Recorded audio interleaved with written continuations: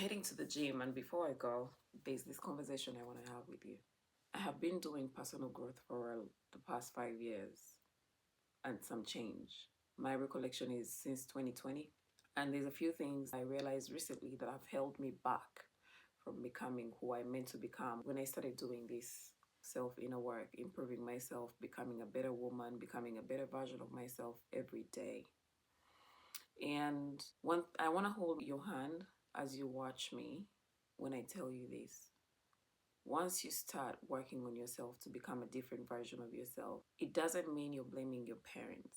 It doesn't mean your parents raised you wrong. It does not mean that you're ungrateful, because I find that that has been something that has held me so much away from who I want to become, who I meant to become, because I feared that my parents would think that I think they raised me wrong. Although we're in a new generation, our parents were born several generations before us. And trying to become a better version of yourself does not mean that you are disregarding how your parents raised you. And while you're on the journey of self work, of personal growth and development, things are going to come up from your past that have been the reason how you live now. The way we build habits is by repetition. The human mind grows and expands the more you learn and repeat patterns. It's when you study neuroscience, it says that neurons that grow together, something like that. The more you repeat something, the easier it is for it to become a habit. Now, the way you live now, what you do now, your character, your behavior, your habits are due to the way you live now, the decisions you make now, your character right now is due to the way that you were raised. When, for us humans, we adjust to our environments, especially women. Children are very moldable. Children between the age of 0 and 7 are very moldable. So as a child grows, they grow into the environment that they're being raised. Now, when you step out of your environment and experience life outside of your environment, you're going to pick up things that you want in your life, and that's okay. So as you watch my videos, as they keep coming, hopefully they'll be consistent. Please know that you're becoming a different person, and it's okay to want something different. It's okay to want something more than what you were raised with.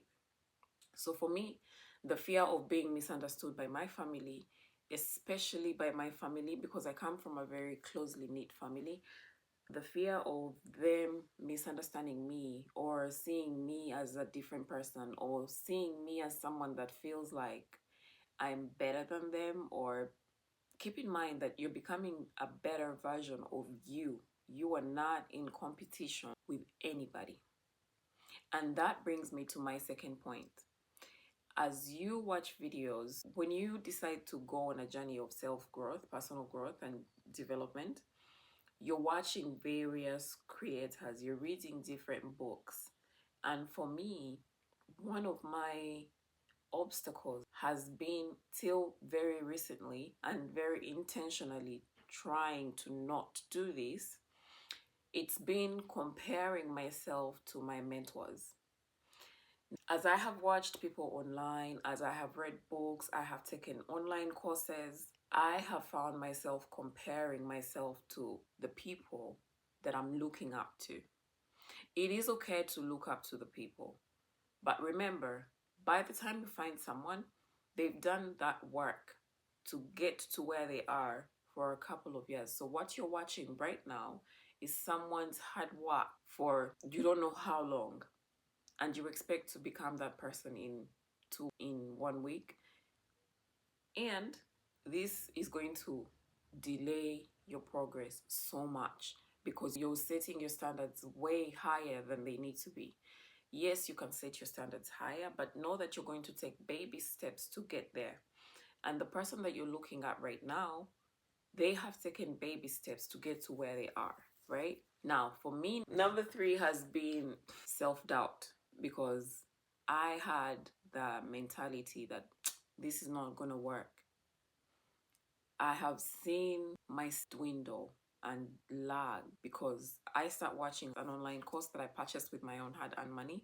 And then by the time I start watching it, by the time you buy a course from someone, they have marketed it, you have seen results, you have seen reviews. Now, I would buy the course, and at the back of my mind, this is not going to work for me the way it worked for these people. That alone shapes my brain to not receive what I'm watching. That led to me just blabbing out what I'm doing, telling my cousins, telling my closest friends, hey, this is what I've learned, this is da da da da. And in that, I was not embodying what I was learning. So, what did I call it? I was performing instead of embodying. By performing, I was showing my cousins and my close friends. My close circle is very small. It includes a few friends and my cousins. So I was busy telling my close circle about what I was learning. Can you believe this? Can you believe that? I was excited about what I was learning, but I was not embodying it because I already told myself that this was not going to work for me the way it worked for the people that I was looking at. And another one is perfection. My God, perfection is such an obstacle. The way I was raised, most of the people in my culture were raised for perfection. So we were raised for impossibility because it is not perfect. It is not possible for someone to be perfect. An example that came to mind this morning while I was writing down the notes to create this video was that when we were told to peel matoke, which is bananas, green bananas, it's our staple food in my culture. And the way we were told to peel matoke, you were supposed to be perfect. Till today, I do not peel matoke perfectly because it was such a fear of not being perfect while you're peeling it. You're supposed to peel it straight, don't go back. In fact, they said that the king from my culture, my tribe's king, does not eat matoke that has been repealed. Talk about impossibility. Talk about being scared when you're learning something and you're new at it and you're expected to perfect it. When you're a baby and you're learning to walk, you fall and you get back up. You take baby steps, fall and get back up. And the people around you are cheering you on, right? So you're not scared of getting back up. But then when you grow up, everyone just expects you to do things perfectly the first time you do it. Why? As long as you're doing something for the first time, you should not expect yourself to be perfect, and nobody else should expect you to be perfect either. Because the expectation of perfection is going to delay your growth. It's going to delay your learn. Even back in school, they put us in streams. Those who learned faster were in the higher streams, and then in primary school, I remember we had 6 streams. I was in the 3rd. Hey, but imagine the people who are in the 6th. You're categorized as the slowest learner. It's not fair because when you're learning something for the first time, you should be allowed a chance to consume and absorb what you're learning. So perfection will delay your growth because every time you do something and you don't get the results that you expect to get as it was said in the lesson that you learned, you get disappointed. And that it's either you get disappointed and give up. For me, I easily give up. I easily lose hope. I easily lost hope in the past. That's in the past. I know better now. I give myself a chance to absorb what I'm learning, to take baby steps. I know that I do not have to be perfect the first time I do something. And let's see, waiting to be 100% ready is the perfection. And then outsourcing validation. Your journey is your own. You came into this world alone. Even if you're a twin, one came out first and then the other came out again. And after one came out first and the other came out after. You will leave this world alone. Even if you come from a family or from a very closely knit family like I do, you're still an individual, and that is okay. You don't have to be exactly the same as the rest of your siblings. You don't. Now, seeking validation, wanting to hold on to the identity that your people know so they can't say, oh, you didn't change. And so there's this thing in my culture where when you elevate and you change, a slight change will cause criticism.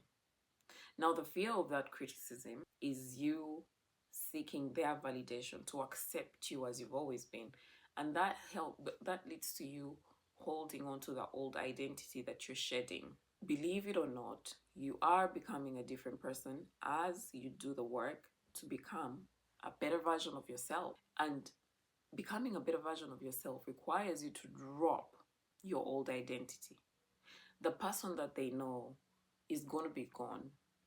But remember, the people that love you, your family, your parents, your sisters, your brothers, your close friends, they're still going to love you even when you become a different person. I have seen this because I've done my best to drop the obstacles that have been in my way, all the fears I have had, and my closest people still receive me as me. They don't disown me. My parents will never disown me because they love me. I came from them. My siblings will never disown me because they're stuck with me for life. They're not stuck with me, but hey, my siblings will never disown me. So if anybody else that cuts you off when you become a better version of yourself, they were never meant to be in your life. They were in your life shortly to teach you that lesson that you becoming a better version of you is not comfortable for them. So don't hold yourself back. Do not seek your validation of other people. The only validation that you need is your own. Oh my God. I recently discovered that I did not trust myself. Now, where this comes from, I am number 4 of 6 children and number 4 of 4 girls. So I am the youngest girl of all my sisters. And growing up, my oldest sister, she stepped into a role of a mother figure. She made decisions. We looked up to her and the decisions that she made. We looked up to her guidance, her counsel. And when you were raised in a family dynamic like that, it can be very difficult for you to isolate your own thoughts, to be able to make your own decisions. Having been the youngest girl for the longest time, I have had difficulty trusting my decisions, difficulty trusting my intuition. When something feels good to me or something feels off, but my family is expressing that it's good for them, I've had difficulty saying no. I've had difficulty trusting how I'm feeling, even when a decision has to do with me. Now, I have come to understand that we all have been put on this earth by God with our own individual purposes. Your purpose is never going to be the same as your siblings, as your mothers, as your friends. Your purpose is your own. How you want to live your life is your own, and that's okay. So, not trusting your intuition, not trusting the gut feeling that you have, especially for us women, we have been gifted with strong intuition. But intuition at the end of the day is like a muscle. When you go to the gym and you start lifting weights, you're not going to go to the gym and start lifting the heavier weights on the first try. You give it training, you let your muscle get accustomed to lifting. So practice trusting your intuition. And to help you practice trusting your intuition, I want to let you know that it is okay to make mistakes. It's okay to make mistakes. It's not a bad thing. And back in school, we would get punished for making mistakes, and that made us scared of making mistakes. So I understand where you're coming from. But I'm also telling you that it's okay to make mistakes. You're not making the mistake intentionally, but you're learning from that mistake. And you're going to use it as a stepping stone to become a better person, to get to the person that you're aiming for. That version of you is waiting for you to make the mistake you need to make and get it out the way. The more you fear making mistakes, the longer it's going to take for you to get to the truth. When you try one career, it doesn't work out. Don't feel the need to don't feel the need to get stuck with that career. Drop it. Get to the next. If it doesn't work out, drop it. The faster you make the mistakes and get them out the way, the faster you're going to get to your desired result. So that is all I had for you today. And this is me heading to the gym in this Ramadan. Ciao, Bella.